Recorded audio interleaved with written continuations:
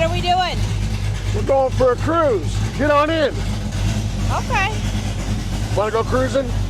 Sure, let's go. All right, let's go for a ride. Coffee talk with Jimmy James Garage. Hey, it's early in the morning. We are in between Christmas and New Year's. Kind of want to come to you with a few things. You know, Christmas is a slow time for a Jimmy James Garage. You know, a lot of times we're not out in the shop. We're doing family things, things of that nature. But let me show you how the Christmas thing. Let me show you right here what we did for dinner because it's pretty good. Welcome to Jimmy James Garage. Beautiful Christmas day. It's not a white Christmas. It's a beautiful Christmas. Big green egg. Big prime rib from Heights Butcher Shop. So we just threw it on. We're getting ready to slam her down and get her cooked up. But we're not in the garage today. We're out barbecuing and smoking. Stay tuned as we go. You're going to love it. Wait till the end. It's going to be really good. Well, as you can see, it's on the cutting board. And this is Hunter of Heights Butcher Shop, otherwise known as my oldest son. He's going to cut right through the middle of this so you can see a perfect rare to medium rare. It's rare. It's perfect. It was cooked about 118, 19 degrees, somewhere in there. And it just turned out absolutely amazing. Look at the bark and the color, and the flavor was out of this world. Great job, Hunter. You know, the best part is we have prime rib. You want to call it tri-tip. We keep having we have prime rib left over, and that's what we had, lots of prime rib. You know, who doesn't like medium, rare prime rib? I mean, it's great. We seasoned it really well. It turned out really, really good. I really enjoyed it, and I still enjoy it. I mean, who doesn't like prime rib? As you can see, we still got the Christmas tree up, but my bride, what'd you do yesterday? Did you take down your Christmas trees? I took down Christmas. She's over here. She disassembled Christmas, but the tree's still standing. We'll have to take that downstairs. It's a real tree, real fake anyways. And, you know, we live in an area with a lot of pine trees, but not a lot of access to going and getting pine trees. And, you know, we used to do a real fun thing for kind of a traditional thing we used to do is we didn't cut down live trees. We used to shoot them down. So maybe I'll post some of those videos at one point, you know, us shooting Christmas trees down. We did it for quite a few years in the area we lived in. We were really surrounded with Christmas tree style pine trees. Here, in north central Idaho, yeah, not quite as much. We don't have that. So, and we, you know, trying to get the kids together and all that for a couple different days. We picked up the inexpensive, but looks great, fake tree, real fake tree. It's a real fake tree. And we have a storage downstairs. We put it in every year and it stays down there. We got a couple of them. What she does around here is she'll put up another couple of trees will be kind of all around here. It's kind of cool. So I hope you guys had a great Christmas. You know, we did.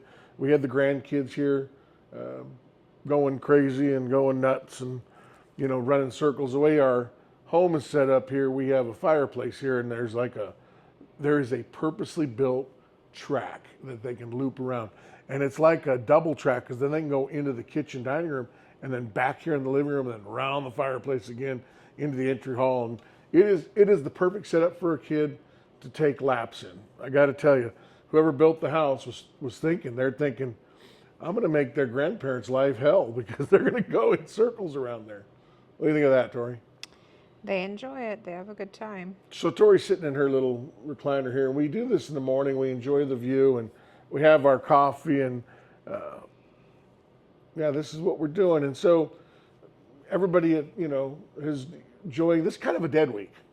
Let's face it, between Christmas and New Year's, there's just not, I was trying to do some business stuff, trying to get things together. I couldn't get a hold of people, and I'm not here, and leave a message, and blah, blah, blah, blah, blah.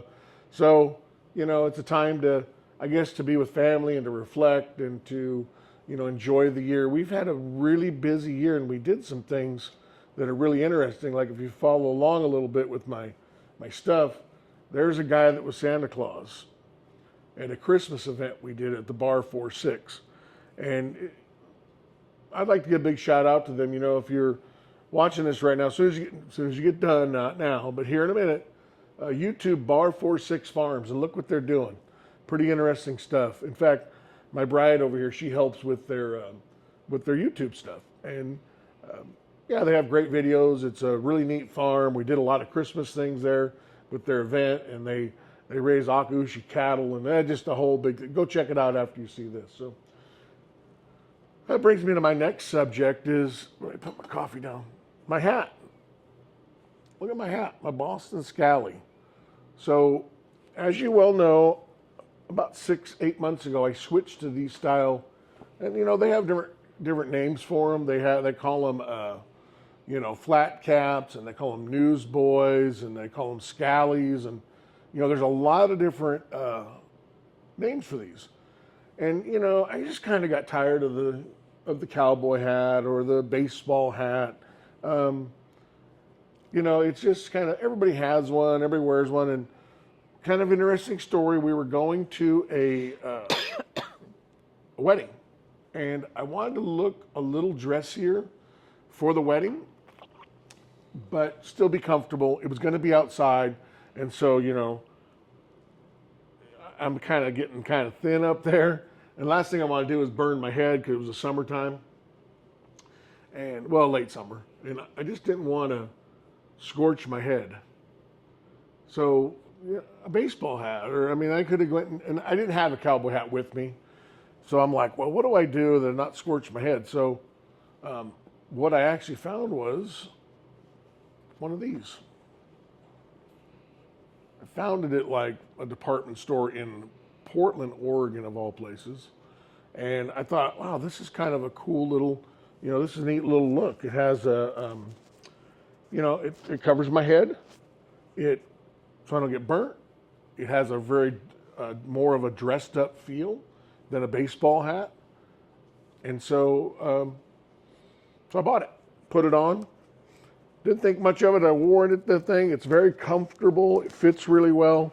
You can wear it backwards, which is probably on this one what I wear the most. You'll see me on my videos with it on backwards about 90% of the time. But I wore it forward for the wedding.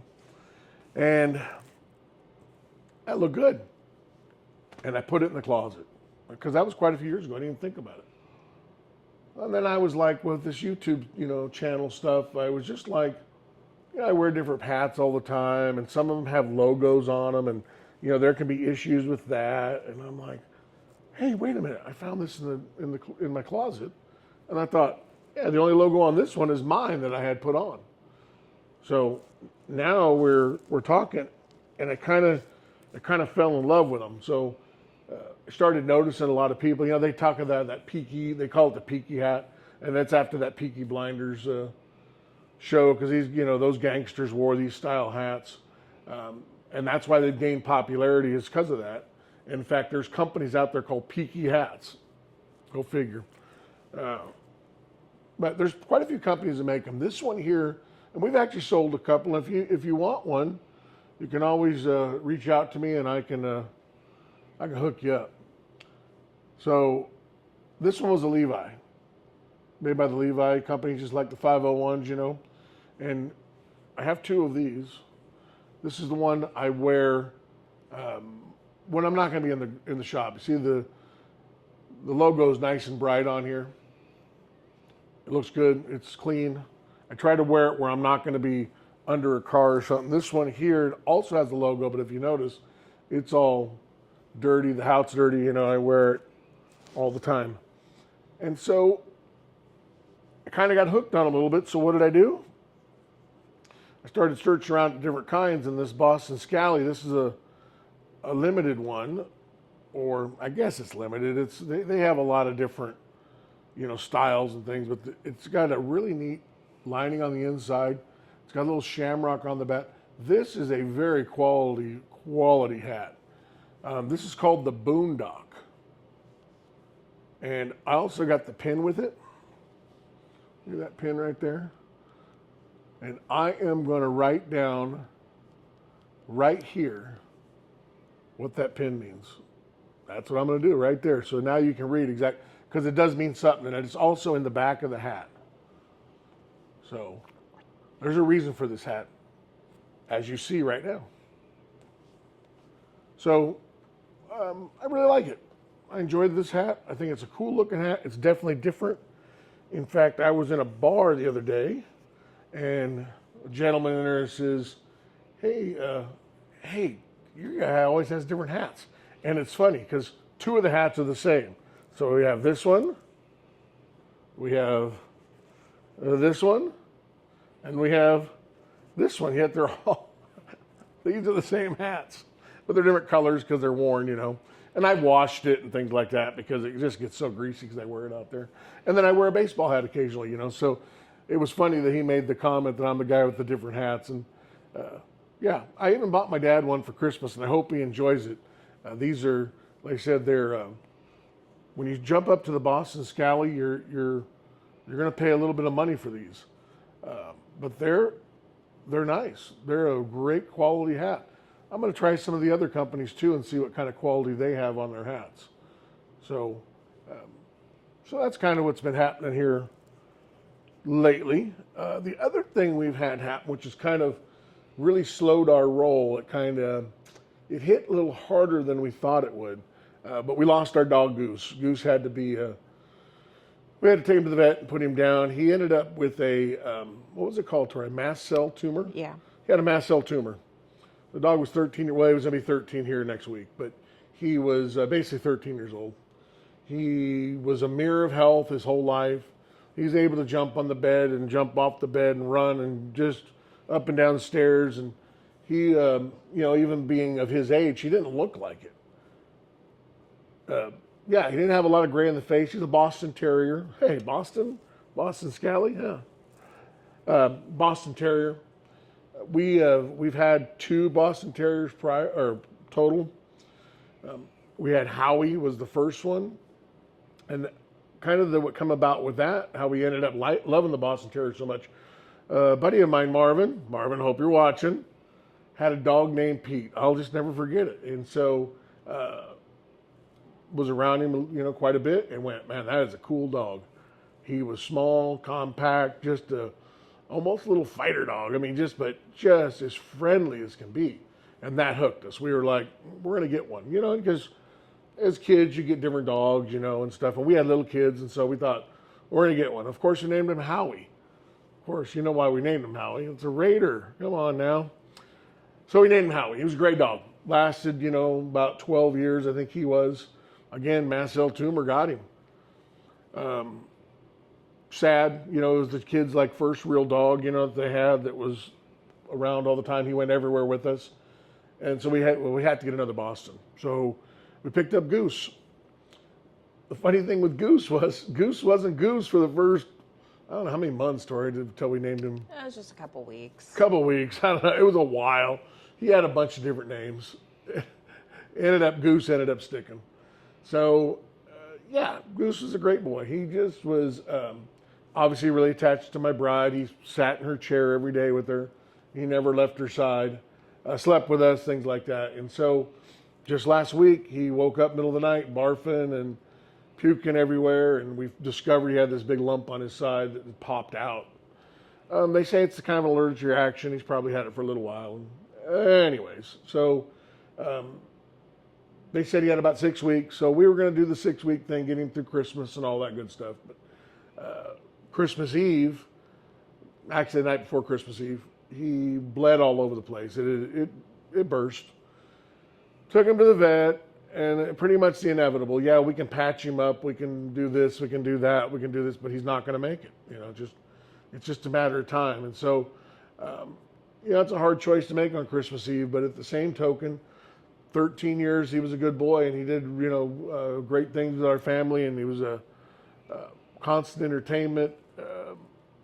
Kids loved him. So it worked out, you know, well. It's always sad. It was a little unexpected because he went from top dog, everything going good to like, oh no, what do you mean 6 weeks type thing. So they say that's the way to go, but it's really hard on you sometimes when that happens. So that's what we've been dealing with.